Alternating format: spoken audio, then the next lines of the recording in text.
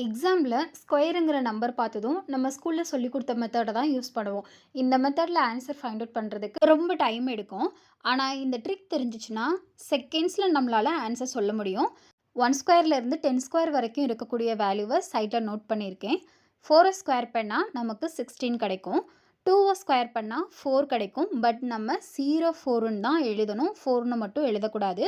இப்போது 4 2 ஸ்கொயரில் இருக்கக்கூடிய 2 இதை மல்டிப்ளை பண்ணும்போது நமக்கு 16 கிடைக்கும். ஸோ இந்த 16ஐ இந்த மாதிரி எழுதிட்டு ஆட் பண்ணோன்னா நம்மளோட ஆன்சர் 1764.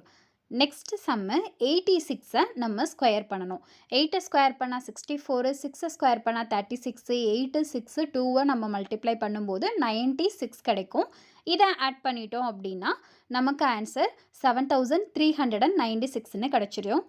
இந்த சம்மை ட்ரை பண்ணிவிட்டு ஆன்சர் கமெண்ட் செக்ஷனில் சொல்லுங்கள்.